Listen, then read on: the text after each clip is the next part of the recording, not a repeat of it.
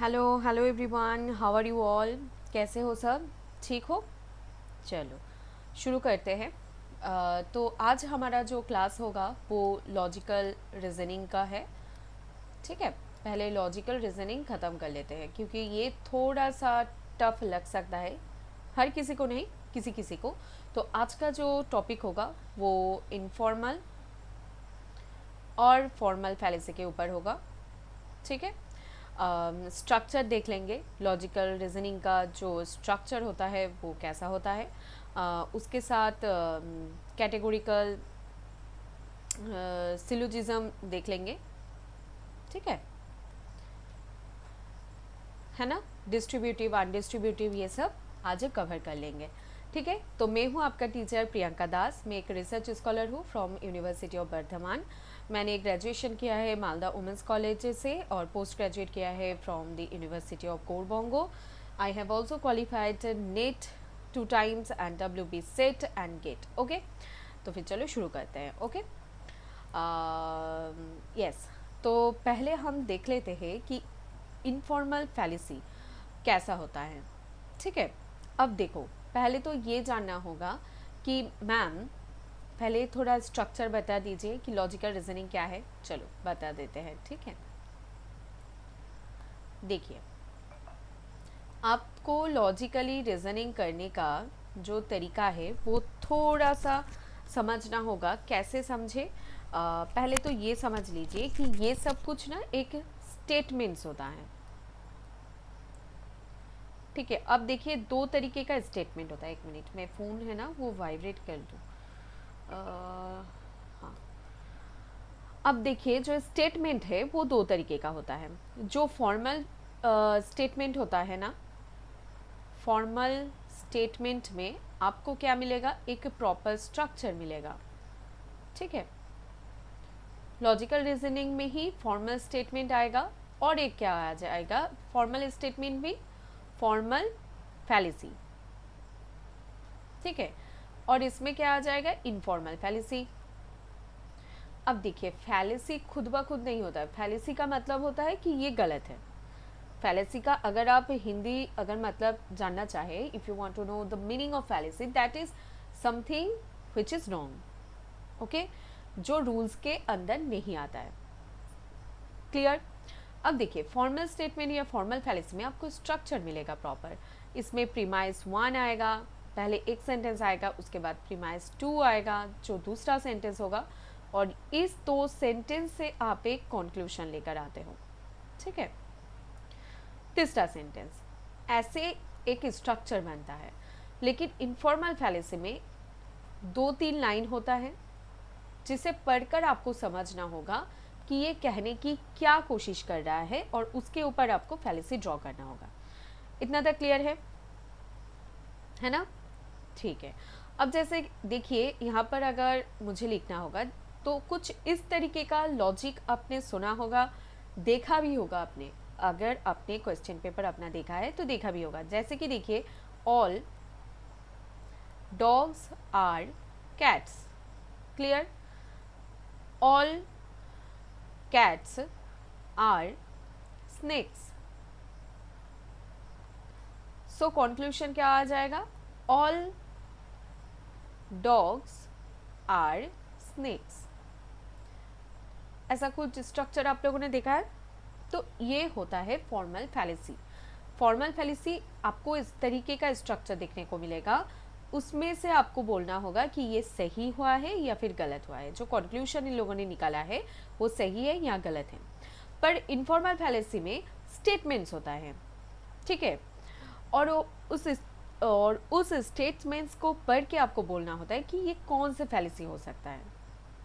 Okay, हम धीरे धीरे और भी जानेंगे। ज़्यादा जल्दी करेंगे ना तो कन्फ्यूजन आ जाएगा, रहने दो। अब देखो, हम थोड़ा जान लेते हैं किस बारे में? स्ट्रक्चर के बारे में।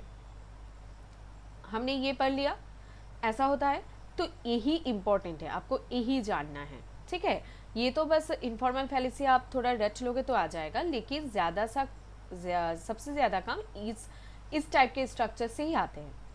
अब देखो, यहाँ पर कुछ जो मेन लॉजिक्स है वो तो जानेंगे हम बाद में, पहले थोड़ा स्ट्रक्चर को डिफाइन कर लेते हैं। ये क्या होता है? सब्जेक्ट होता है। ये क्या होता है? प्रेडिकेट, है ना? ये तो हमने बचपन में भी पढ़ा है। और जो बीच में है वो है क्या है? कॉप्यूला। वो क्या है? कॉप्यूला। इतना तक क्लियर है? क्लियर है ना? ठीक है।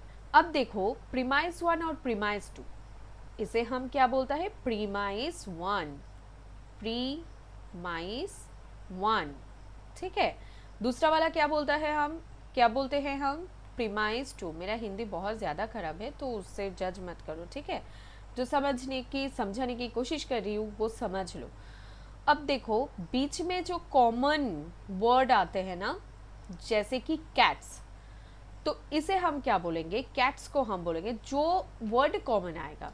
अब देखो कॉमन वर्ड यहाँ पर भी हो सकता है, यहाँ पर भी हो सकता है, यहाँ पर भी हो सकता है, जहाँ पर भी हो, जो कॉमन वर्ड होगा वो हो जाएगा मिडिल टर्म, ठीक है। जैसे कि बचपन में आपने पढ़ा था, ये सब्जेक्ट होता है, ये प्रेडिकेट होता है, वैसे ही मिडिल टर्म भी होता है, ठीक है। अब देखो जो यहाँ पर लिखा होगा, जब कॉन्क्लूशन ड्रॉ करेंगे, जो वर्ड यहाँ पर प्रेडिकेट में लिखा होगा ना, वो बन जाएगा क्या? जो प्रेडिकेट में लिखा होगा वो बन जाएगा मेजर टर्म। क्लियर है इतना? जो यहाँ पर सब्जेक्ट पर लिखा होगा वो बन जाएगा क्या? Minor term. और इस टर्म्स को लेकर हम प्रीमाइस का भी नाम दे सकते हैं। जैसे कि स्नेक्स कहाँ पर है? प्रीमाइस 2 में, तो इसे हम क्या कहेंगे? Major premise. क्लियर है? जैसे कि यहाँ पर देखिए माइनर टर्म कहाँ पर है? पहली प्रीमाइस पे, तो हम उसे क्या कहेंगे? Minor premise. इतना सब चलेगा? इतना तक क्लियर है? इसमें कोई दिक्कत नहीं है? तो ये बहुत बेसिक चीज़ है जो मैंने बोला आप लोगों को। इससे ऊपर जाने की अभी ज़रूरत नहीं है, क्योंकि यहाँ से जो टॉपिक हमें कवर करना है वो अलग है, लेकिन ये जानना थोड़ा ज़रूरी था क्योंकि हम फैलेसी पढ़ेंगे, ठीक है। ओके,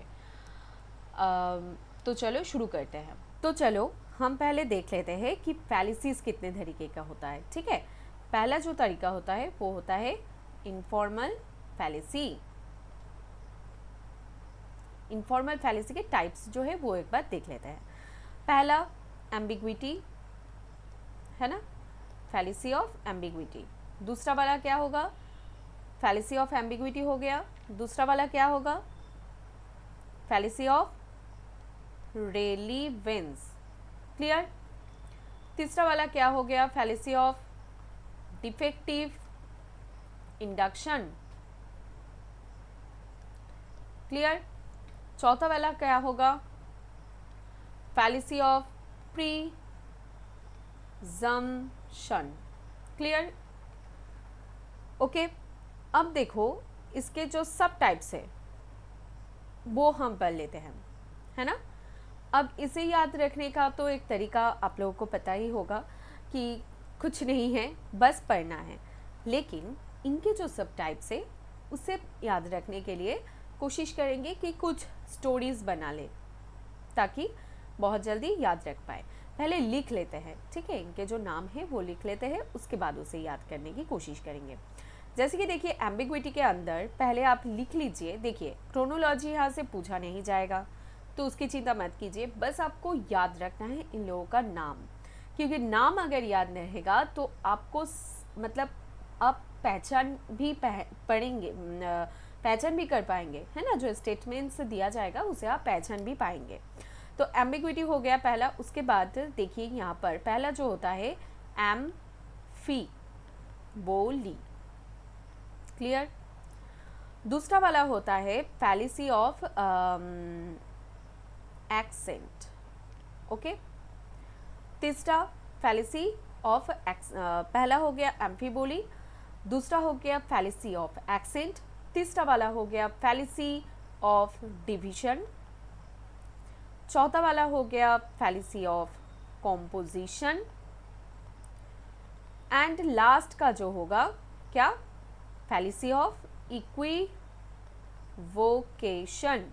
ठीक है, क्लियर है इतना? चलो, फैलिसी ऑफ रेलिवेंस में देखो 6 टाइप्स आते हैं। ठीक है, पहला जो है एपिल टू इमोशन,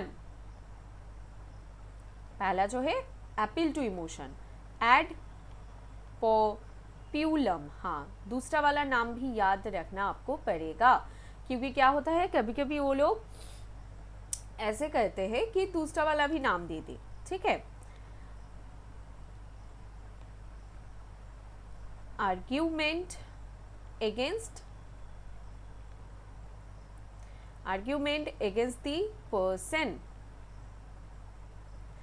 इसे आप क्या बोलेंगे? Add hominem. क्लियर? सी वाला क्या होगा? Appeal to emotion, argument against the person. Last वाला क्या हो गया? क्या होगा? Appeal to force, appeal to force ad baculum. Yes, ad baculum. Spelling अगर गलत होगा तो देख लेना थोड़ा। ठीक है, एपिल टू इमोशन हो गया, आर्ग्यूमेंट अगेंस्ट द पर्सन हो गया, एपिल टू फोर्स जिसे हम एड बकुलम बोलेंगे। ठीक है, add पॉप्यूलम, add hominem, add बकुलम।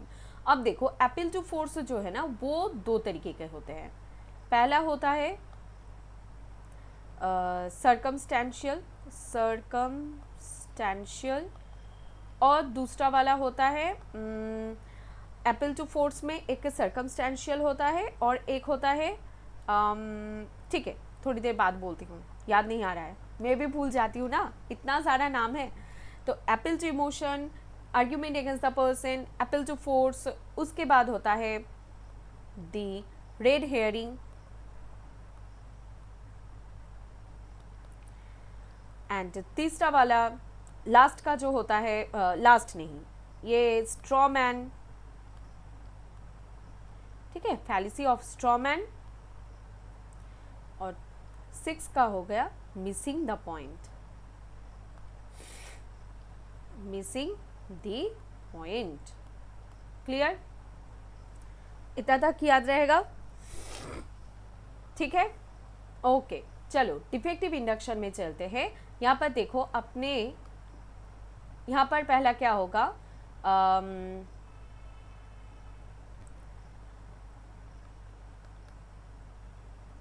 Argument from ignorance. ठीक है, आर्ग्यूमेंट फ्रॉम इग्नोरेंस। दूसरा वाला क्या होगा? एपील टू इनएप्रोप्रिएट,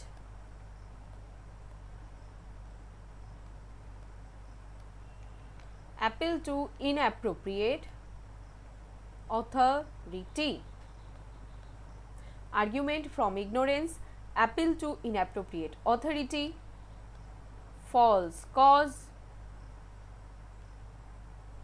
और डी वाला क्या होगा? hasty generalization। यहाँ पर दूसरे नाम भी हैं, मतलब इनका ही और एक ऑल्टरनेटिव नाम भी है, हम उसे भी देखेंगे। ठीक है, प्रिजम्पशन में क्या होता है? Fallacy of accident. ठीक है, fallacy of accident, begging the question, begging the question का और एक नाम क्या होता है? पिटिशियो प्रिंसिपी। ठीक है, बेगिंग द क्वेश्चन का और एक नाम क्या होता है? पिटिशियो प्रिंसिपी।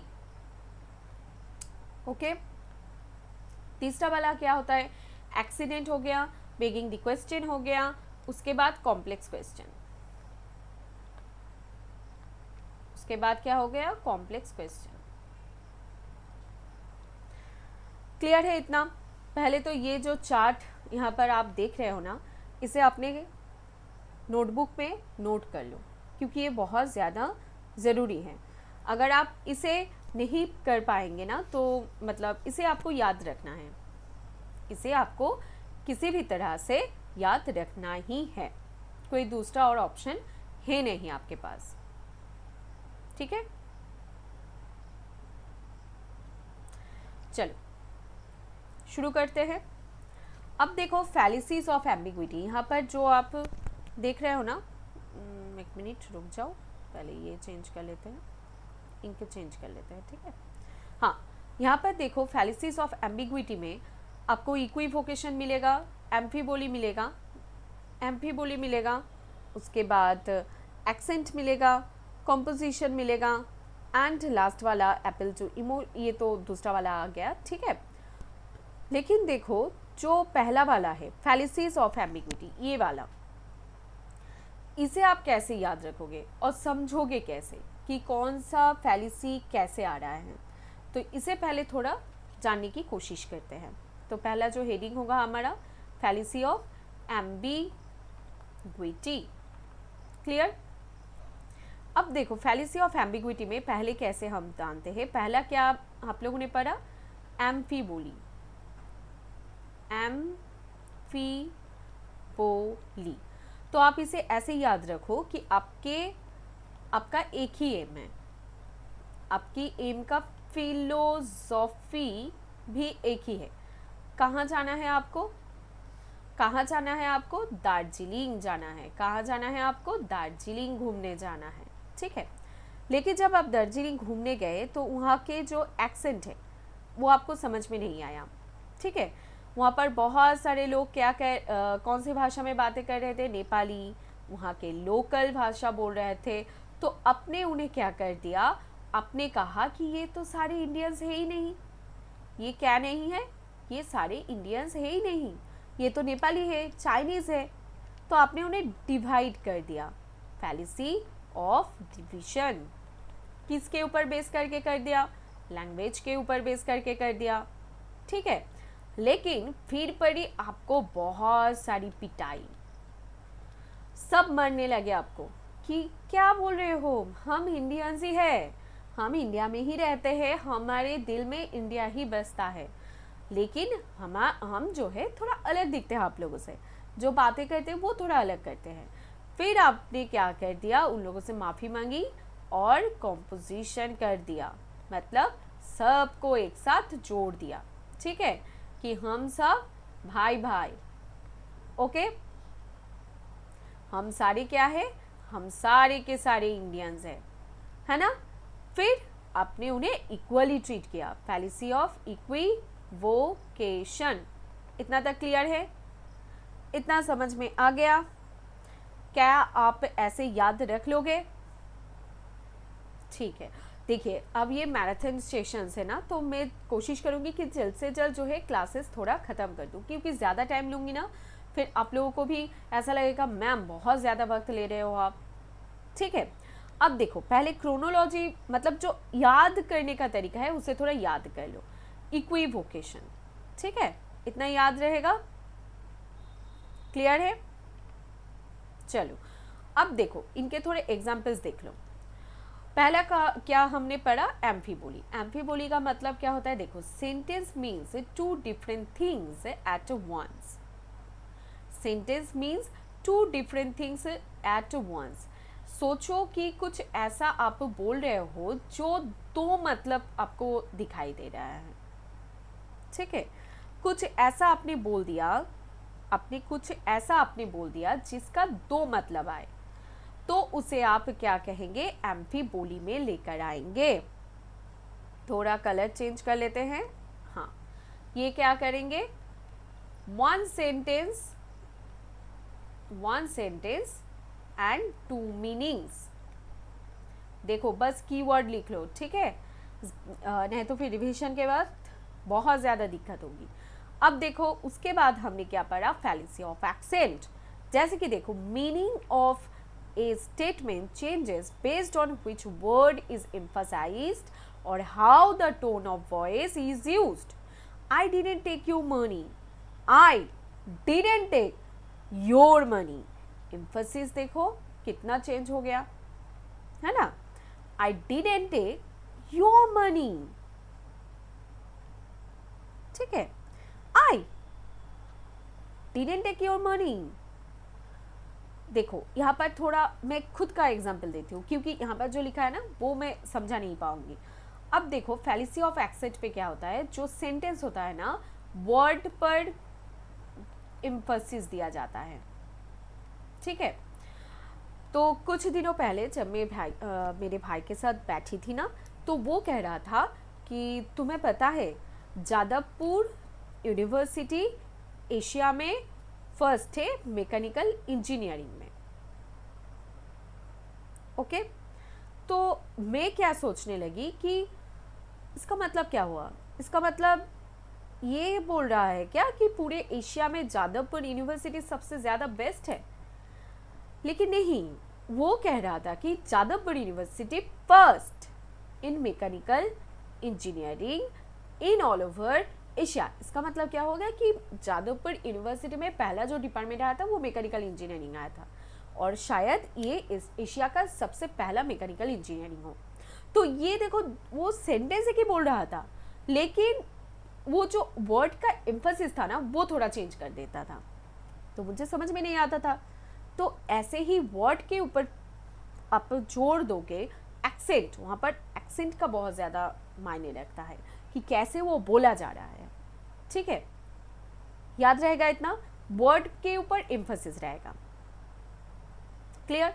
इसके बाद देखो fallacy of division. Fallacy of division क्या होता है, देखो एक्सेंट हो गया, इक्विवोकेशन तो आए नहीं अब तक, ठीक है, यहाँ पर है नहीं। अब देखो फैलिसी ऑफ डिवीजन का मतलब क्या होगा, देखो सोचो एक घर है, ठीक है। अब ये घर कैसे बनता है, यहाँ पर बहुत सारी चीज़ें लगता है ना, विंडो, उसके बाद तो सोचो सीमेंट, उसके बाद सैंड, उसके बाद आयरन रॉड्स, ये सब मिलकर तो बनता है ना फैलिसी ऑफ डिवीजन। इसे तो कहते हैं हम कि होल टू पार्ट्स। जब आपको पूरा चीज़ दिया जाए और सेंटेंस में बाद में उसे छोटे छोटे डिवाइड आपको करना पड़े तो हम उसे कहते हैं whole to parts, clear. Fallacy of composition बहुत ज़्यादा उल्टा होता है, यहाँ पर बहुत सारा पार्ट्स होता है, वहाँ से एक चीज़ बनता है होल, ठीक है। यहाँ पर क्या होता है, पार्ट्स टू होल, क्लियर है इतना, समझ में आया, ओके। अब देखो इक्विवोकेशन का मतलब क्या होता है। अब देखो सेम वर्ड है, सेम वर्ड इस्तेमाल किया जा रहा है, लेकिन उसका जो मीनिंग आता है वो डिफरेंट होता है, डिफरेंट मीनिंग, तो उसे हम क्या कहते हैं, फैलिसी ऑफ इक्विवोकेशन, कि एक ही वर्ड आप यूज कर रहे हो लेकिन उसका मीनिंग दो हो सकता है। जैसे कि देखो फाइन, आपने कार पार्किंग किया और आपने मुझे पूछा, ठीक है, मैंने कहा फाइन, तो आपको क्या लग सकता है कि नो प्रॉब्लम, है ना।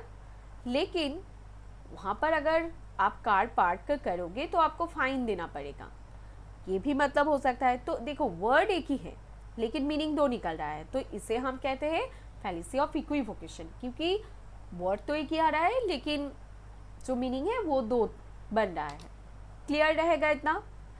एग्जाम्पल जब लेकर आएंगे तो और ज़्यादा समझ में आएगा। अभी क्यों नहीं लेकर आए मैम, क्योंकि तब आप इतना कवर नहीं कर पाते, तो क्योंकि कवर करके कोई फ़ायदा भी नहीं होता, आपको याद रखना ही पड़ेगा, ठीक है, ओके ओके। चलो दूसरा वाला कहाँ पर गया, फैलिसीज ऑफ रेलिवेंस, ठीक है। अब देखो फैलिसीज ऑफ रेलिवेंस, ठीक है। अब जैसे मैंने पढ़ा है appeal to emotion, argument ad populum, इसका मतलब क्या होता है कि manipulating listeners feelings like fear, pity, pride, vanity instead of using facts to win an argument.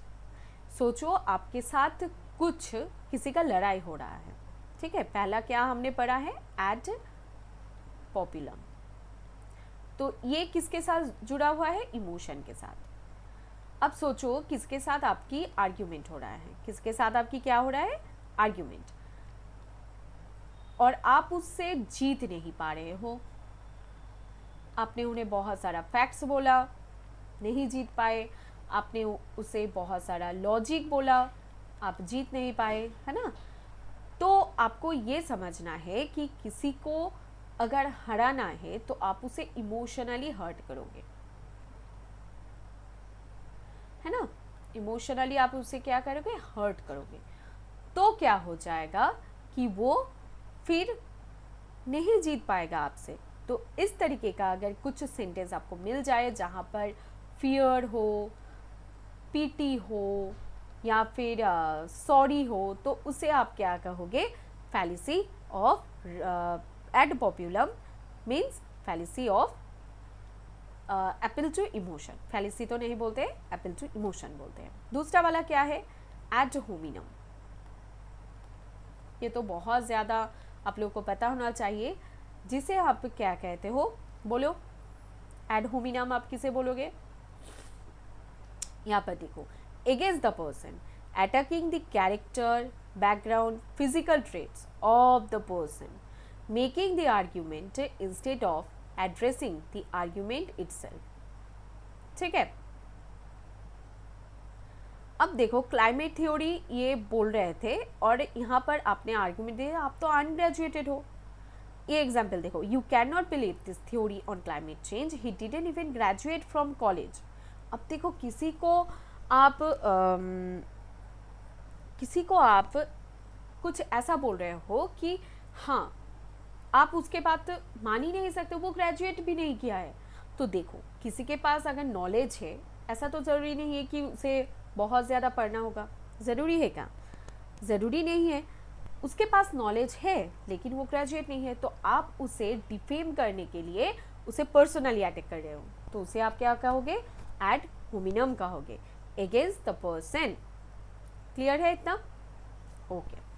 दूसरा वाला देखो, appeal to force, argument ad baculum. आप किसी को थ्रेट दे रहे हो, you should agree that my plan is the best for the company और I might have to reconsider your position. आप देखो, बॉस ऐसा कह रहे हैं ना, वो थ्रेट दे रहे हैं आपको, डायरेक्ट आपको फोर्स कर रहा है कि देखो, आपको ये मानना होगा कि मेरा जो प्लान है वो सबसे ज़्यादा अच्छा है ना। मेरा जो प्लान है वो सबसे ज़्यादा अच्छा है और इसे आपको मानना ही होगा। अगर आप नहीं माने तो आपका जो पोजीशन है कंपनी में, उसे मैं क्या कर दूंगी, डिफेम कर दूंगी। मतलब डिफेम यहाँ पर नहीं चलेगा वर्ड, कि अगर आप नहीं करें तो आप जिस पोजीशन में उससे आपको हटा दिया जाएगा। क्लियर है? ऐसा भी आप सोच सकते हैं। तो देखिए, सेंटेंस जो है ना, इस तरीके का ही आपको फैलिसी दिया जाएगा एग्जाम में और इससे ही आपको जो आंसर है वो देना पड़ेगा। क्लियर है इतना? ओके, चलो। तो देखो, हमने क्या पढ़ा, एड होमिनम हो गया हमारा, जिसे यहाँ पर क्या, तो फिर मैम यहाँ पर क्या लिखेंगे, यहाँ पर लिख दो personal attack. Personal attack, character, किसी की कैरेक्टर के ऊपर आप बात करो, है ना। इस तरीके का अगर कुछ होता है तो उसे हम एड होमिनम पर डालेंगे। ठीक है, एक मिनट। हाँ बोलो।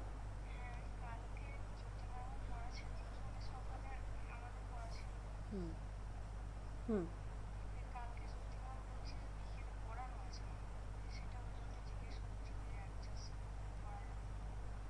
মানে কখন যেতে বলছো বলো?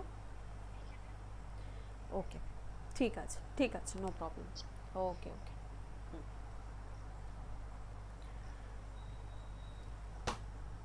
एड पॉपुलम, एड होमिनम हो गया, उसके बाद क्या है, एड बकुलम।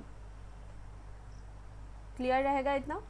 एड बकुलम में क्या होता है, देखो, अभी अभी हमने पढ़ा ना, जब आपको बाई फोर्स कुछ करने को कहे, क्या, by force, if you are doing something by force और someone is forcing you by giving circumstances that are not good for you, then that is ad baculum, ठीक है।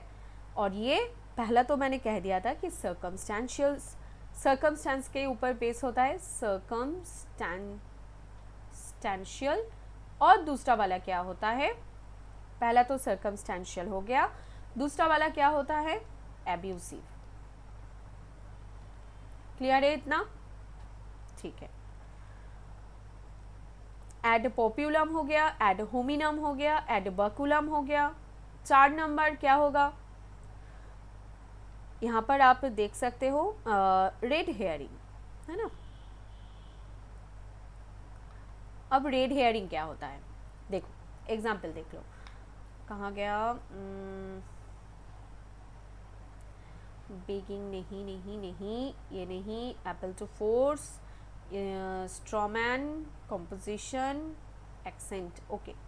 स्ट्रॉमैन है पर रेड हेयरिंग दिख नहीं रहा है, तो रेड हेयरिंग यही होता है कि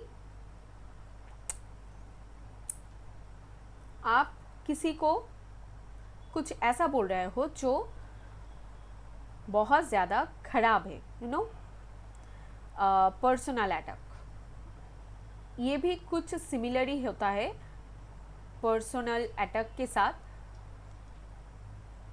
लेकिन ये और भी ज़्यादा पर्सनल होता है। ये क्या होता है, और भी ज़्यादा पर्सनल होता है। रेड हेयरिंग मतलब कुछ मतलब नहीं बनता, जो कंक्लूजन आप ड्रॉ कर रहे हो ना, वो कंक्लूजन और आपका लॉजिक, ये दोनों किसी तरह से कोई रिलेशन नहीं रखता है, ठीक है, याद रहेगा, ठीक है। चलो उसके बाद क्या है, स्ट्रॉमैन। बोलो स्ट्रॉमैन कैसे आप याद रखोगे, स्ट्रॉमैन का एग्जाम्पल क्या होगा, देखो, misrepresenting an opponent's argument to divert attention away from the original issue।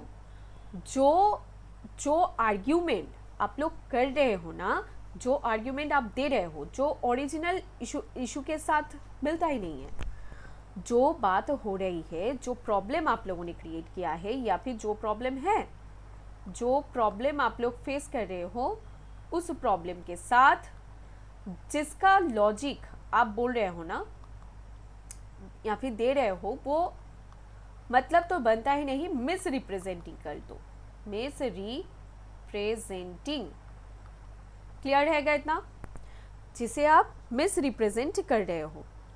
यहाँ तक क्लियर है, समझ में आ गया, मिस रिप्रेजेंट कर रहे हो, है ना। आपको समझ में ही नहीं आ रहा है कि आप क्या बोलोगे, तो वो क्या हो जाएगा, मिस रिप्रेजेंटिंग, ठीक है, याद रहेगा इतना। अगर ये याद रहेगा तो चलो लास्ट में चलते हैं। लास्ट वाला क्या है, बोलो, लास्ट वाला क्या है, missing the point, missing the point, बोलो क्या होगा, क्या लगता है आपको,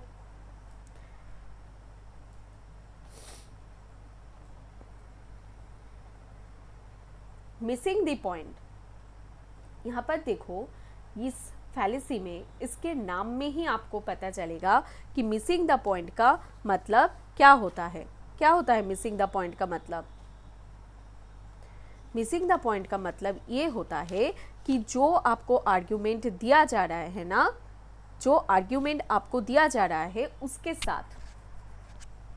साथ जो प्रॉब्लम शुरू हुआ था, जिस प्रॉब्लम आप डिस्कस कर रहे हो, उसका मिस रिप्रेजेंट यहाँ पर नहीं होगा, वो पॉइंट ही मिसिंग है, वो मिसिंग ही पॉइंट जो है ना, वो उस बारे में आप बोल ही नहीं रहे हो, तो वो क्या हो जाता है, मिसिंग द पॉइंट। क्लियर रहेगा इतना। देखो अब यहाँ पर मैंने पहले आपको एग्जाम्पल समझा दिया, लेकिन इसे याद कैसे रखोगे, ठीक है। अब थोड़ा, जैसे हमने पहली जो एम्बिग्विटी था, वहाँ पर हमने दार्जिलिंग वाला जो है वो एग्जाम्पल लिया, इसमें हम कैसे ये याद करेंगे, ठीक है। देखो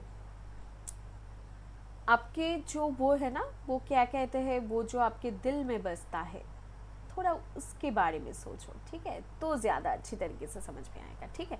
जैसे कि देखो, आपको वो क्या कहते हैं, पहले क्या करते हैं, पहले इमोशनली ब्लैकमेल करता है, क्या करता है, पहले इमोशनली ब्लैकमेल करता है ना, इमोशनली ब्लैकमेल करता है।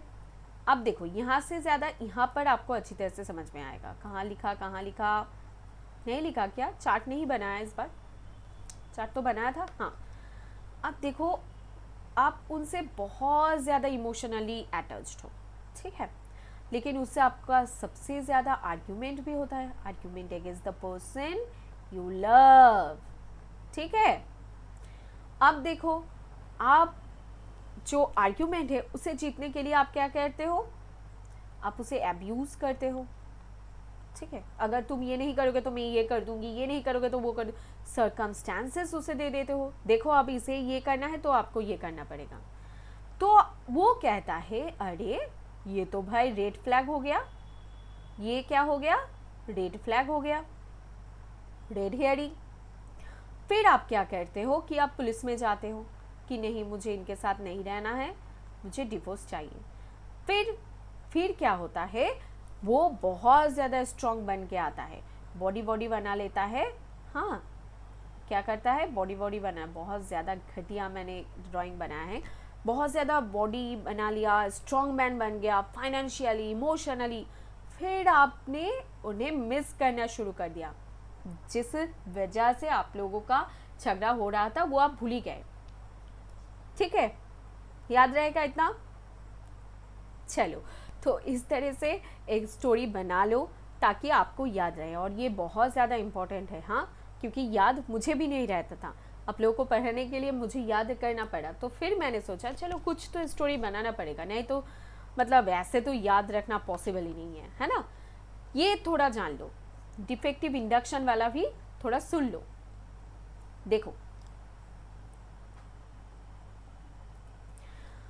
डिफेक्टिव इंडक्शन, आपकी बुआ है क्या? हमारे बंगाली में उसे पीसी कहते हैं। तो मेरी जो पीसी है ना वो बहुत ज़्यादा ऑनलाइन से शॉपिंग करते हैं, ठीक है। तो उन्होंने एक इंडक्शन भी लिया है, लेकिन वो इंडक्शन क्या निकला है? डिफेक्टिव निकला है, ठीक है, डिफेक्टिव इंडक्शन। तो उसने क्या किया उसके बाद? क्या किया उसने उसके बाद? डिफेक्टिव इंडक्शन को लेकर तो बैठे नहीं रहेंगे, है ना। उन्होंने क्या किया कि उन्होंने अपील, आर्ग्यूमेंट अगेंस्ट क्या होता है? Argument from ignorance. तो उसने क्या किया? कंप्लेन किया। क्या किया? कंप्लेन किया। किसे कंप्लेन किया? कंपनी को कंप्लेन किया। लेकिन उसने क्या किया? उन लोगों ने क्या किया? उन लोगों ने कहने लगे कि ये जो कंप्लेन है ना ये सही नहीं है, ये जो कंप्लेन है ये एकदम भी सही नहीं है, ये क्या है? ये क्या है? फॉल्स है, फॉल्स कॉज है। उन्होंने कहने लगे कि आप जो कारण दे रहे हो कि इंडक्शन डिफेक्टिव है, वो जो कारण है वो एकदम भी सही नहीं है, वो फॉल्स है। फिर मेरी बुआ जो है वो बहुत ज़्यादा गुस्से में आ जाते हैं, वो चले जाते हैं कहाँ पर? ऑथोरिटी के पास, ठीक है। और इनएप्रोप्रिएट ऑथोरिटी के पास चले जाते हैं, और वो क्या कहते हैं कंप्लेन कराने। क्या करने जाते हैं? कंप्लेन कराने। लेकिन आप बोलो कि वो कंप्लेन वैलिड होगा क्या? नहीं होगा वैलिड। फिर क्या होता है? फॉल्स कॉज दिया, फॉल्स कॉज ही उसका नाम है, हाँ। इनएप्रोप्रिएट ऑथोरिटी ही नाम है। कंप्लेन वो लोग नहीं ले रहे थे, वो क्या कहने लगे? बोलो, वो क्या कहने लगे? ओके, थोड़ा सा यहाँ पर रुक जाओ, ये फॉल्स कॉज नहीं होगा, पहला वाला फॉल्स कॉज नहीं होगा, ठीक है। और एक बार शुरू करते हैं, वेट, और एक बार शुरू करते हैं। तो मेरी जो पीसी है ना, मतलब मेरी जो बुआ है, वो ऑनलाइन से क्या खरीदते हैं? एक इंडक्शन खरीदते हैं जो डिफेक्टिव इंडक्शन के नाम से जाना जाता है। लेकिन वो इंडक्शन जो है वो क्या आता है? वो सही नहीं आता है, ठीक है। उसमें बहुत ज़्यादा प्रॉब्लम हो रहा है, वो चल नहीं रहा है, तो वो कंप्लेन करते हैं। लेकिन कंप्लेन जब करने जाते हैं उससे कहते हैं कि लोग कि आपके इग्नोरेंस की वजह से ये हुआ है। मेरी बुआ को क्या आ जाता है, बहुत ज़्यादा गुस्सा आ जाता है, ठीक है, बहुत ज़्यादा क्या आ जाता है, बहुत ज़्यादा गुस्सा आ जाता है, तो वो क्या करते हैं, अथॉरिटी के पास चले जाते हैं, ठीक है, ऑनलाइन के जो अथॉरिटी है ना उसके, किंतु वो अथॉरिटी भी सही नहीं होता है, ठीक है, वो अथॉरिटी भी सही नहीं है, वो अथॉरिटी भी क्या नहीं है, सही नहीं है। क्लियर रहेगा, इतना समझ में आया। इनएप्रोप्रिएट अथॉरिटी हो गया, क्या हो गया, वो इनएप्रोप्रिएट अथॉरिटी हो गया। फिर वो कहने लगे कि आपने जो भी कारण बोला है ना वो फॉल्स कॉज है, वो सही है ही नहीं। आपने जो भी कारण बोला है, रीजन उन्होंने जो भी दिया है, मतलब मेरी बुआ ने, ये अथॉरिटी भी कहने लगे कि ये सारे फॉल्स कॉज है, सही नहीं है। फिर मेरी बुआ को क्या आ जाता है, गुस्सा, एंग्री, तो वो क्या करते हैं, हेस्टी जनरलाइजेशन, मतलब वो कहते हैं कि पूरे के पूरे ये ऑनलाइन ही है ना वो फ्रॉड है, ठीक है। थोड़ा सा छोटा सा ये जो है, अगर याद रख सकते हो खुद भी बना लो, जैसे भी करो, लेकिन याद रखो, याद रहेगा तो ठीक है। चलो हम दूसरे में चलते हैं, थोड़ा जान लेते हैं कि क्या है ये सब। पहले देखो, argument from ignorance, the claim is true just because it has not been proven, false और vice versa। देखो इसका मतलब क्या होता है कि अगर आपने कुछ प्रूफ नहीं कर पाया है, पहला क्या है, पहला जो है इग्नोरेंस। अब देखो गॉड है या नहीं, ये प्रूफ तो किसी ने कर नहीं पाया, इसका मतलब क्या है, गॉड एग्जिस्ट करता है। No one has proven God is not there, so God exists, ऐसे टाइप का, ठीक है। Not proven है ना, not proven means true, clear, ठीक है। दूसरा वाला क्या है, देखो, appeal to inappropriate authority using a biased or non-expert authority to support a conclusion. My friend is a plumber and he says this vaccine is safe. अब देखो inappropriate authority में क्या होगा,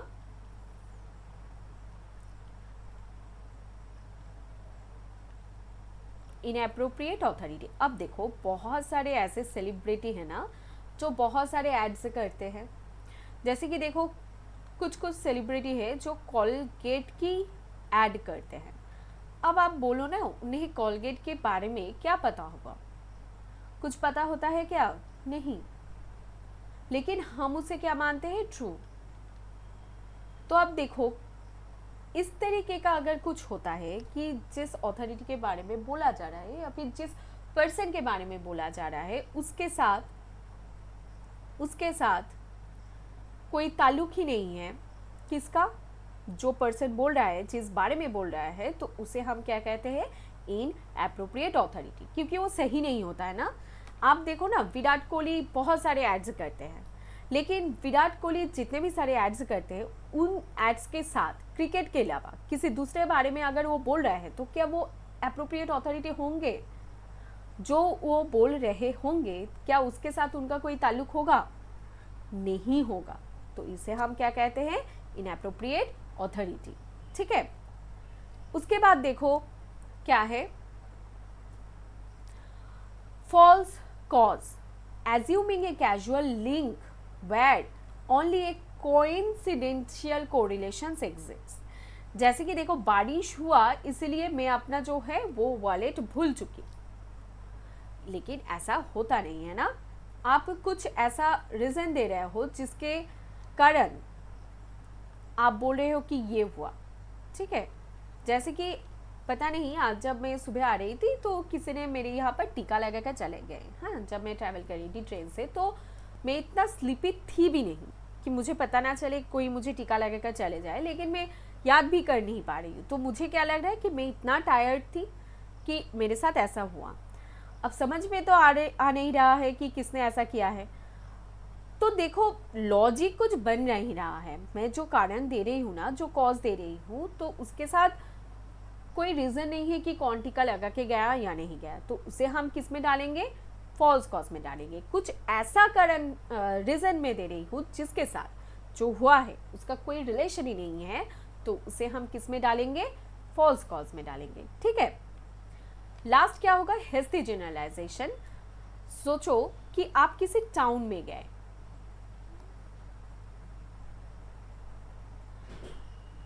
जैसे कि मेरा जो यूनिवर्सिटी है वर्धमान, तो मैं जब पहली बार यहाँ पर आई थी ना, तो यहाँ पर बहुत सारी टोटो मिलता है, तो वो टोटो वाले से मेरा जो है झगड़ा हो गया था, क्योंकि मुझे पता था कि वो जो मुझसे मांग रहा है जो पैसा, वो सही नहीं है।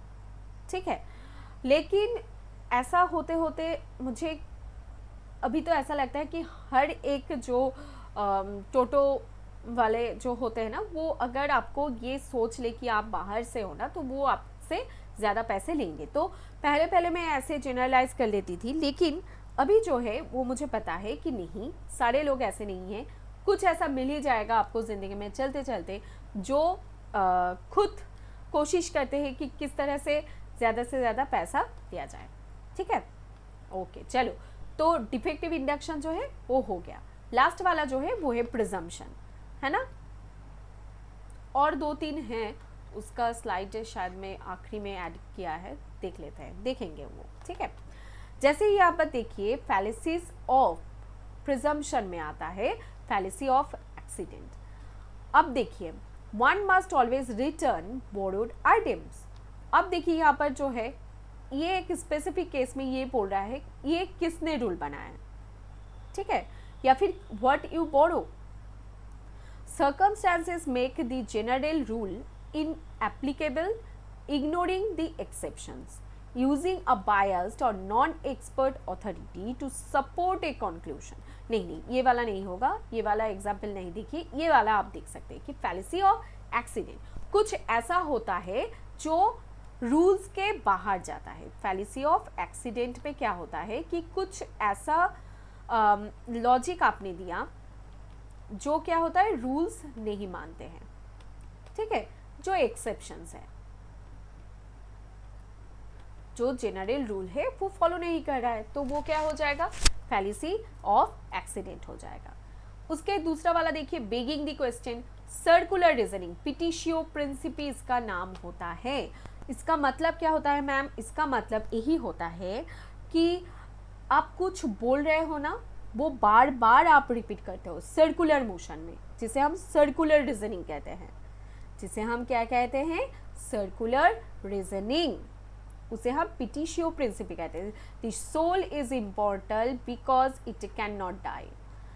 Soul is immortal because it can not die. अब देखिए, दोनों ही तो एक दूसरे से आप उल्टा भी बोल सकते हो, it can not die because the soul is immortal. तो देखो, आर्ग्यूमेंट जो हो रहा है ना, वो ऑलरेडी ऐसे ही शुरू हो रहा है कि सर्कुलर मोशन में घूमता रहे, तो इसे कहते हैं हम बेगिंग द क्वेश्चन। इसे हम क्या कहते हैं, बेगिंग द क्वेश्चन। ठीक है, बेगिंग द क्वेश्चन। अब इसका क्या आप लिखोगे, पिटिशियो प्रिंसिपी इसका नाम जो है वो आप याद ज़रूर रखिएगा। पिटिशियो प्रिंसिपी, ये स्पेलिंग देख लीजिएगा। हाँ, पहले शायद मैंने गलत लिखा था। बेगिंग द क्वेश्चन, तो इसका क्या होता है, सर्कुलर रीजनिंग, है ना। सर्कुलर मोशन में क्या होते रहता है, घूमते रहता है। ठीक है, याद रहेगा इतना। Begging the question, circular motion में क्या होता रहता है, घूमता रहता है। क्लियर है इतना? ओके। लास्ट वाला क्या है, कॉम्प्लेक्स क्वेश्चन। लास्ट वाला क्या है, कॉम्प्लेक्स क्वेश्चन। कॉम्प्लेक्स क्वेश्चन का मतलब क्या होता है, phrasing a question in a way that presume the answer to a previous unasked question. Have you stopped your cheating on exam? देखो, इसका मतलब क्या होता है, इसका मतलब आप ऐसे सोचो कि आप कुछ आर्ग्यूमेंट दे रहे हो किसी को, लेकिन उसका कंक्लूजन उसमें पहले से है, या फिर कुछ आप ऐसा बोल ही रहे हो जो आप पहले से सोच के बैठे हो, तो उसे आप कॉम्प्लेक्स क्वेश्चन में डालोगे। फैलेसी ऑफ कॉम्प्लेक्स क्वेश्चन, इसका मतलब क्या होता है, जैसे कि यहाँ पर बहुत अच्छा एक एग्जाम्पल दिया गया है, have you stop cheating on exam. इसका मतलब क्या है कि आप एग्जाम में चीटिंग करना बंद किए हो क्या, येस और नो, येस और नो। तो उसे हम क्या कहेंगे, आप देखो क्वेश्चन ऐसे फ्रेम करो कि वो पहले से चीटिंग करता है, तो उसे हम क्या कहेंगे, कॉम्प्लेक्स क्वेश्चन में डालेंगे, fallacy of complex question. Clear है इतना? ठीक है। अब लास्ट वाला जो स्लाइड है ये देख लो, इसका कोई हम ऐसे लॉजिक तो बनाएंगे नहीं, तो इसका थोड़ा न्यूमोनिक्स मैंने बनाया है, रुक जाओ, ये वाला कहाँ गया, बहुत ज़्यादा स्लाइड हो गया है आज। हाँ, इसका कुछ न्यूमोनिक्स मैंने बनाया था, वो थोड़ा याद कर लो। सोचा बाहर निकले और आपका बहुत बड़ा तो नहीं, छोटा मोटा, बड़ा नहीं होना चाहिए, किसी का भी ना हो भगवान करे, एक्सीडेंट हो गया, आप घर गए और आप किससे मिले, माँ से। अब माँ से जब मिले तो पहले तो पिटाई पड़ी, फिर आपको बहुत सारा प्रश्न पूछने लगा, बेगिंग द क्वेश्चन, ठीक है, लेकिन वो उनका क्वेश्चन ही इतना कॉम्प्लेक्स होता था कि आप उसका आंसर नहीं कर पाते थे, ठीक है, फिर पिटाई पड़ती थी। एक्सीडेंट हुआ है ऐसा नहीं है, पहले आपको देख ले, माँ लोग ऐसे ही होते हैं, अगर कुछ होता है तो पहले पिटाई पड़ते हैं, उसके बाद कुछ, तो प्रिजम्पशन में ऐसे ही आपको याद रखना है। अब देखिए लास्ट वाला स्लाइड है, कुछ ऐसा एक्स्ट्रा जो है उसे मैंने यहाँ पर ऐड किया है, उसे थोड़ा देख लो।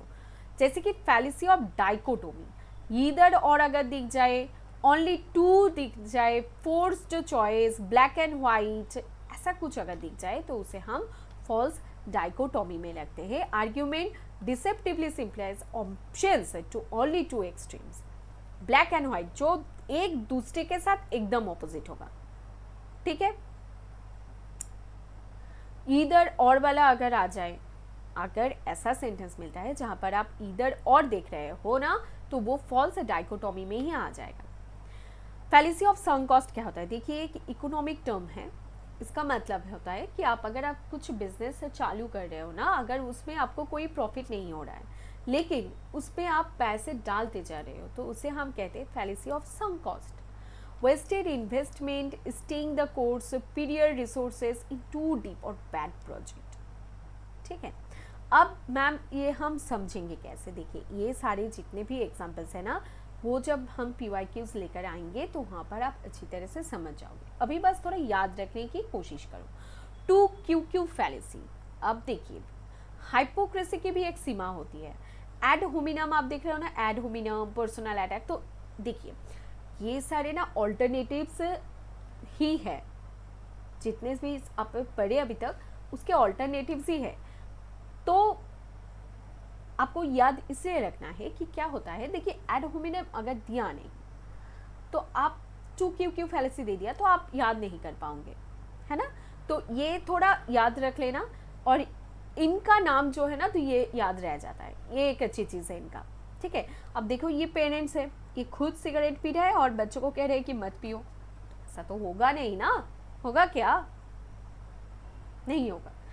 फिर यहाँ पर देखो स्लिपरी स्लोप, स्लिपरी स्लोप का मतलब ये होता है कि आपने कुछ ऐसा बोला, चेन रिएक्शन, पिटिशियो प्रिंसिपल याद है, हाँ, स्लिपरी स्लोप बहुत ज़्यादा मिलता जुलता है वहाँ से, कि ऐसा कुछ आप बोल रहे हो या फिर कर रहे हो जो कि चेन रिएक्शन की तरह चलता रहता है, चेन रिएक्शन की तरह चलता रहता है, उससे आप क्या बोलते हो, पिटिशियो स्लिपरी स्लोप। वो रुकने का नाम ही नहीं ले रहा है, आपने कुछ ऐसा बोल दिया जो एक चीज़ से दूसरे चीज़ में, फिर उससे चीज़ में, फिर उससे चीज़ में, ऐसे ही चलता जा रहा है, तो उसे हम क्या कहते हैं, slippery slope. Okay, bandwagon fallacy क्या होता है, everyone is doing it, particularly peer pressure, trends, ऐसा, तो इसे हम क्या कहते हैं, बैंडवागन फैलिसी।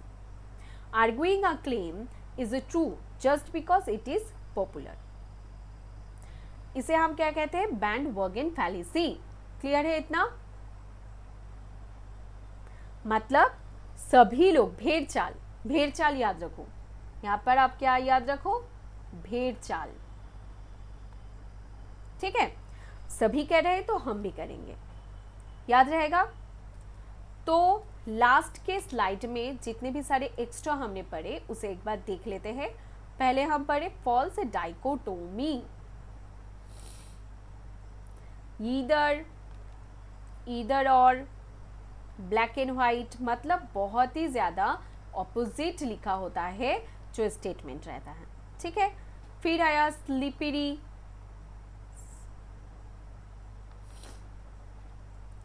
मेरा स्पेलिंग का ना बैंड बजा हुआ है, slippery slope,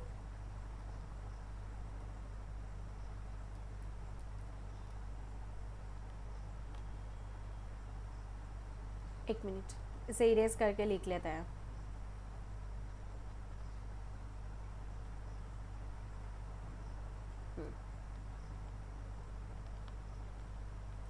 slippery slope, clear है इतना। फॉल्स डाइकोटोमी, स्लिपरी स्लोप में आप क्या लिखोगे, एक से दूसरे पर चलता जा रहा है, चेन रिएक्शन, यहाँ पर आप लिख सकते हो चेन रिएक्शन, ओके। तीसरे पे आप क्या लिख सकते हो, बैंड वॉगन, मतलब भेड़ चाल, सभी कर रहे हैं तो हम भी करेंगे, क्लियर है। और तीसरा वाला क्या रहेगा, टू क्यू क्यू फैलेसी, और fallacy of sunk cost, tu quoque fallacy और संक कॉस्ट।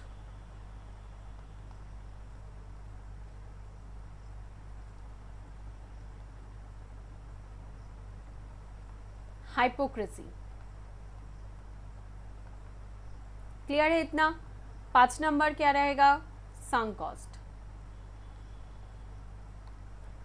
मतलब कुछ ऐसा काम आप कर रहे हो जो कि कोई मतलब नहीं बनता, वो डूबेगा ही डूबेगा, ठीक है।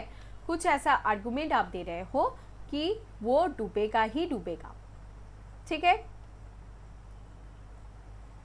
याद रहेगा, इतना ही याद रहेगा।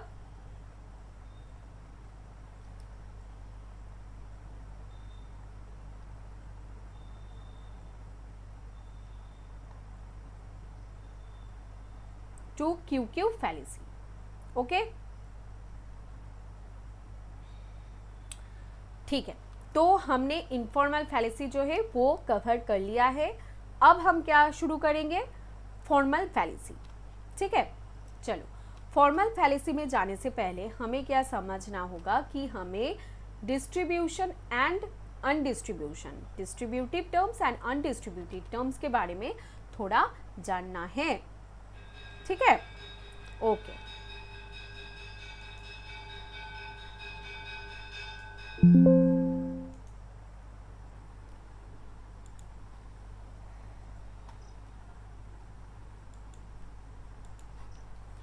तो देखो, अब हम लोग शुरू करेंगे जो है कैटेगोरिकल टर्म डिस्ट्रीब्यूशन। ये क्या होता है, देखिए पहले तो कुछ रूल्स होता है जिसे हमें याद रखना है। ज़्यादा मत तो सोचो कि क्यों करना है, कैसे करना है, ज़रूरत नहीं है, ठीक है। अब देखो, हम लोगों ने अभी तक जो पढ़ा था वो था प्रीमाइस 1, प्रीमाइस 2 एंड कंक्लूजन, ठीक है, इसमें कोई दिक्कत नहीं है। अब देखो, प्रीमाइसेस जो बनते हैं ना, उसका भी कुछ तरीका होता है, उसका भी एक फॉर्म होता है। जैसे कि यहाँ पर देखो, यहाँ पर ऑल से बना है, नो से बना है, सम से बना है, यहाँ पर सम नॉट से बना है ना।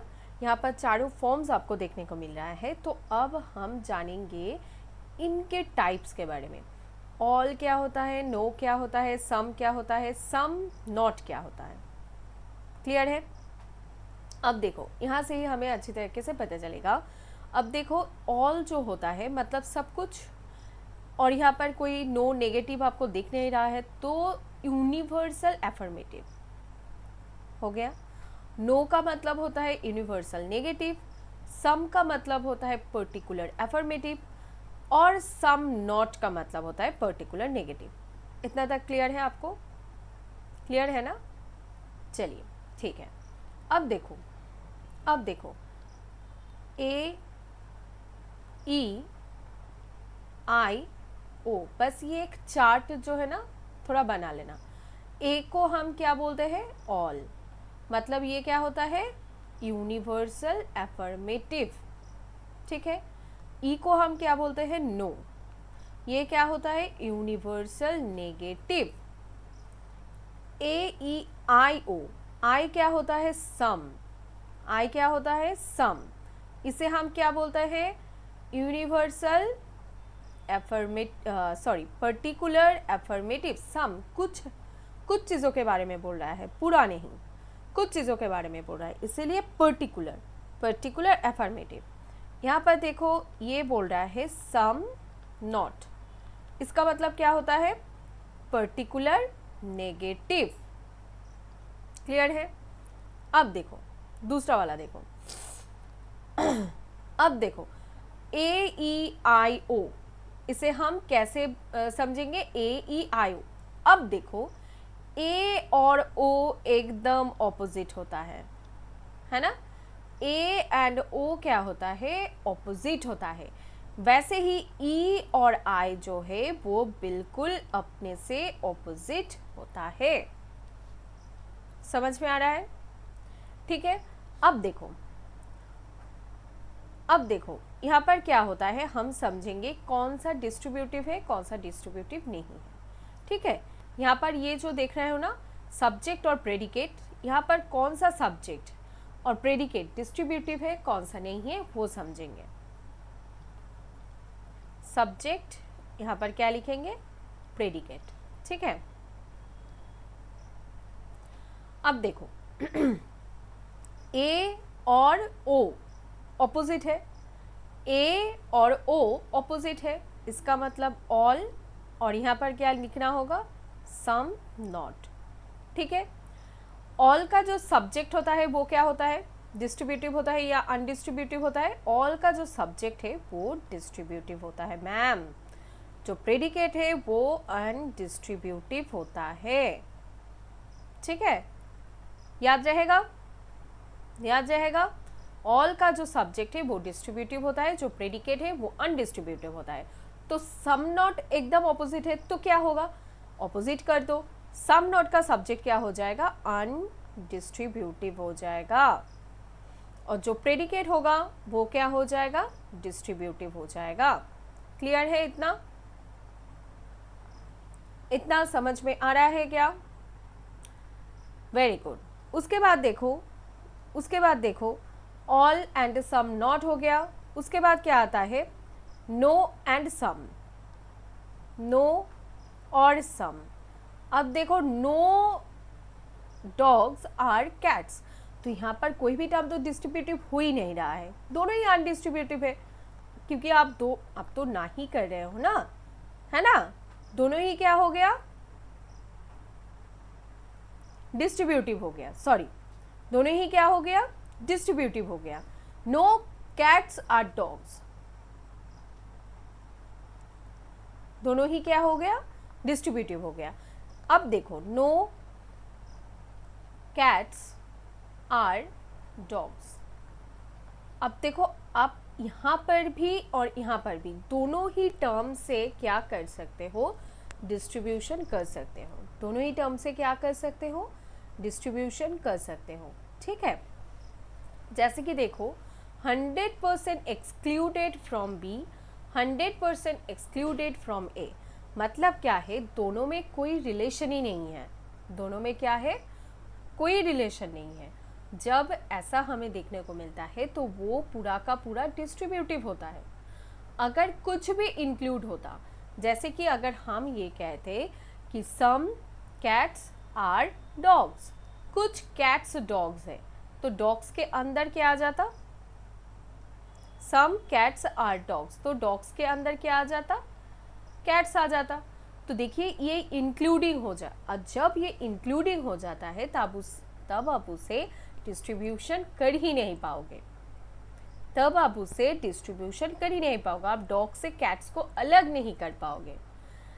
इंक्लूडिंग अगर आपको लगे, अगर आपको पढ़ के लग रहा है कि ये इंक्लूडिंग है किसी चीज़ में, तो आप उस टर्म को कभी भी डिस्ट्रीब्यूटिव अनडिस्ट्रीब्यूटिव नहीं बोल सकते, डिस्ट्रीब्यूटिव नहीं बोल सकते, वो अनडिस्ट्रीब्यूटिव ही होगा। क्लियर है, इतना समझ में आया, ठीक है। चलो तो अब देखो नो के साथ सम क्या है, एकदम ऑपोजिट है, तो ये क्या आ जाएगा, अनडिस्ट्रीब्यूटिव। ये क्या आ जाएगा, अनडिस्ट्रीब्यूटिव। क्लियर है? अब मैम ये डिस्ट्रीब्यूटिव अनडिस्ट्रीब्यूटिव होता क्या है, समझाने की कोशिश करती हूँ, देखो कितना समझ पाते हो। यहाँ पर देखो ऑल ए आर बी है ना, यहाँ पर देखो ऑल ए आर बी, ए को उन्होंने क्या कहा है, ह्यूमंस। जितने भी सारे ह्यूमंस है वो मैमल्स हैं, तो ह्यूमंस क्या हो गया, मैमल्स के अंदर इंक्लूडेड हो गया। तो जब ये इंक्लूडेड है, आप मैमल से इसे कभी बाहर नहीं कर पाओगे। मैमल से क्या कभी बाहर कर पाओगे? ऑल ह्यूमंस आर मैमल्स, कर पाओगे क्या? नहीं कर पाओगे, है ना। तो ए क्या हो गया, डिस्ट्रीब्यूटिव हो गया। ए क्या हो गया, डिस्ट्रीब्यूटिव हो गया। लेकिन मैमल्स क्या हो गया, अनडिस्ट्रीब्यूटिव हो गया, क्योंकि ऑल मैमल्स की बात तो नहीं कर रहा है, जैसे कि डॉग्स, कैट्स, जितने भी सारे मैमल्स है उनके तो बात नहीं कर रहा है ना, तो ये क्या हो गया, अनडिस्ट्रीब्यूटिव हो गया। ठीक है, क्लियर है इतना, समझ में आया? ठीक है।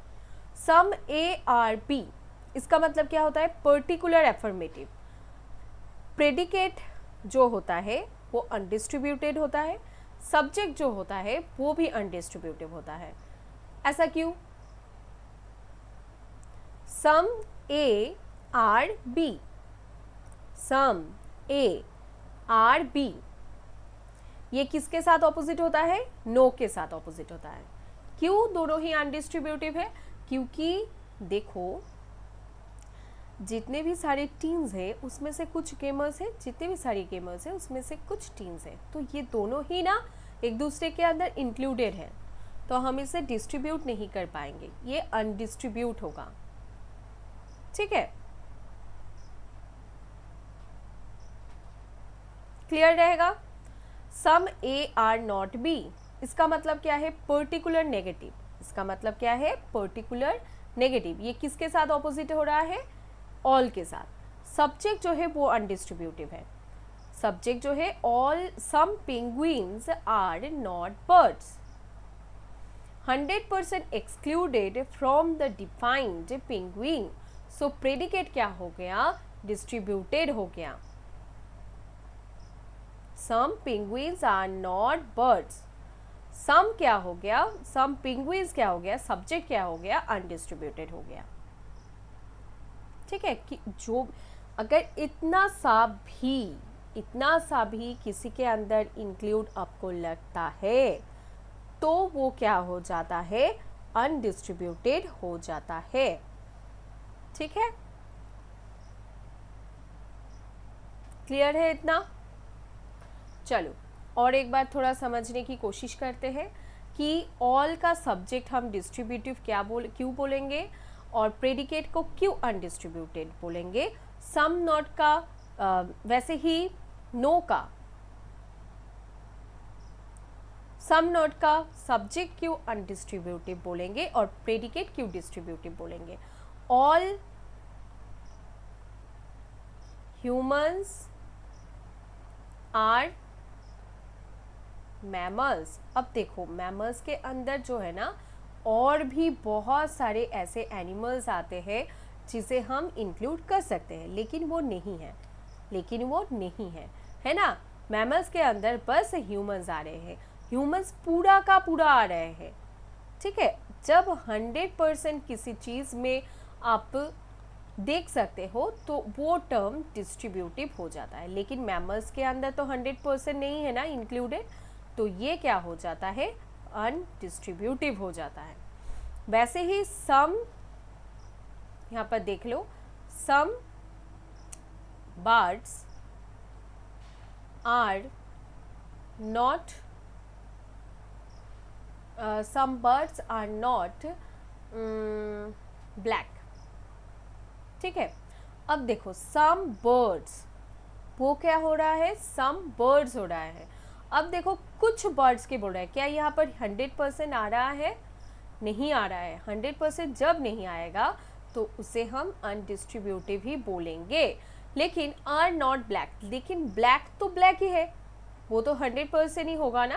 ब्लैक के कलर के अंदर कुछ और कलर तो आ नहीं रहे हैं, तो ये पूरा का पूरा डिस्ट्रीब्यूटिव हो रहा है। क्लियर है इतना?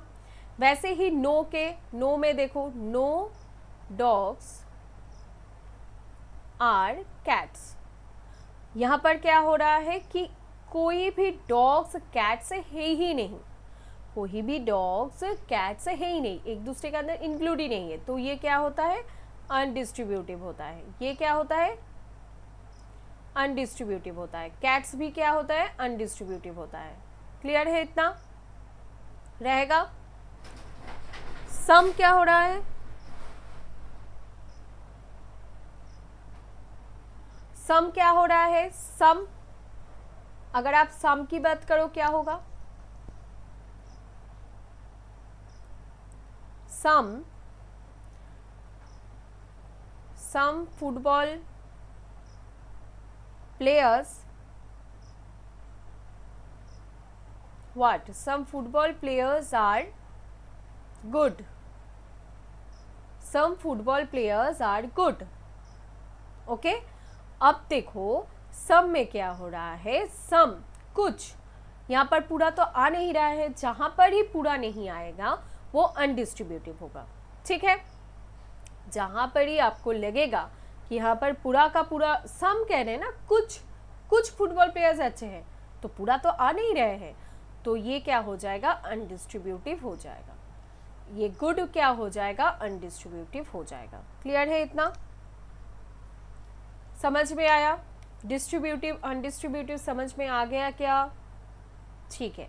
क्यों ये पढ़ना ज़रूरी था? क्योंकि हम फॉर्मल फैलेसी पढ़ने जा रहे हैं। फॉर्मल फैलेसी में ये रूल्स जो है उसे याद रखना होगा। पहला फॉर्मल फैलेसी देख लेते हैं। Fallacy of undistributive terms. ठीक है, अनडिस्ट्रीब्यूटिव टर्म्स को लेकर फैलेसी हम करेंगे। पहला फैलेसी करेंगे मिडिल टर्म को लेकर। अगर मिडिल टर्म डिस्ट्रीब्यूट नहीं हुआ तो वो फैलेसी आ जाएगा। दूसरा हो जाएगा इलिसिट मेजर, तीसरा आ जाएगा इलिसिट माइनर। क्लियर है इतना? ठीक है, अब देख लो, अगर मिडिल टर्म किसी एक में भी डिस्ट्रीब्यूटिव नहीं हुआ तो उसे हम क्या कहेंगे? Fallacy of undistributive middle terms.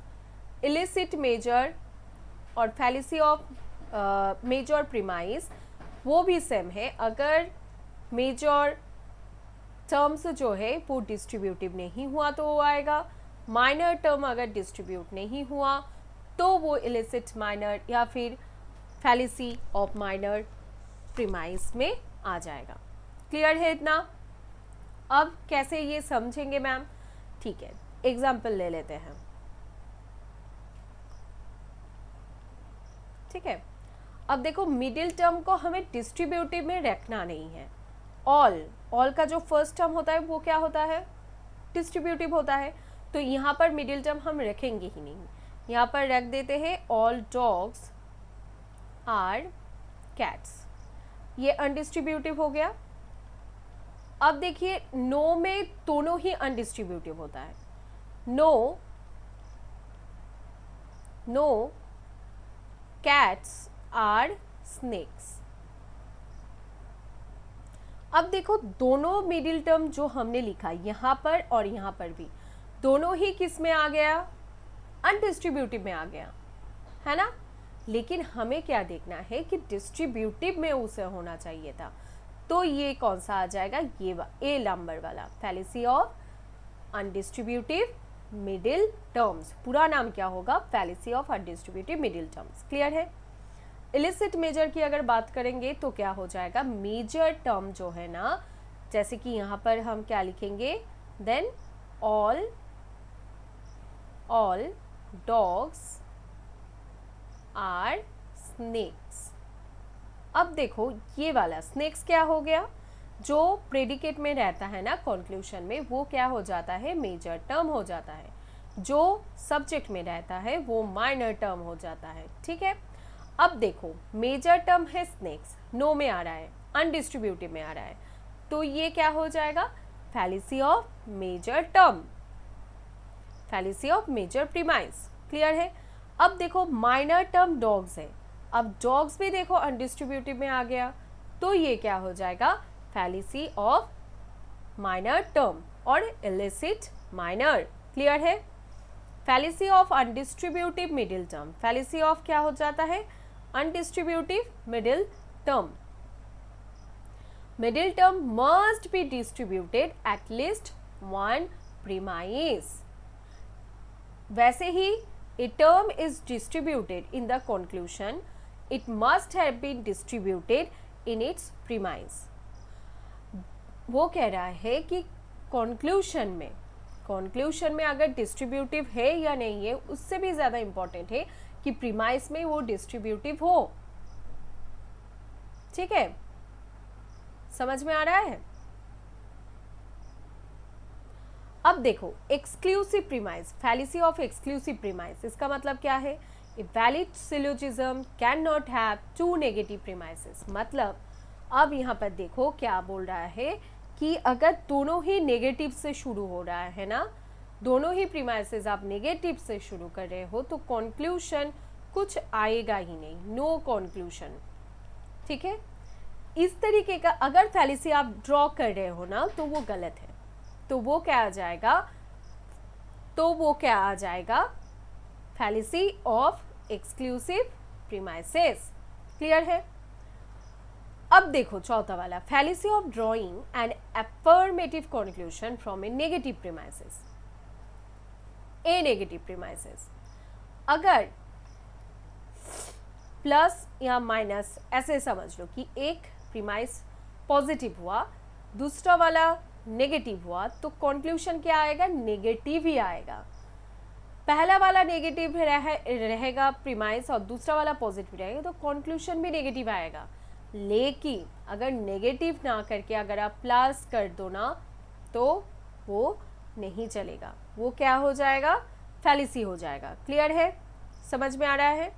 Okay, fallacy of drawing a negative conclusion from affirmative premises, both the premises are affirmative, the conclusion cannot be negative, fallacy of drawing a negative conclusion from affirmative premises।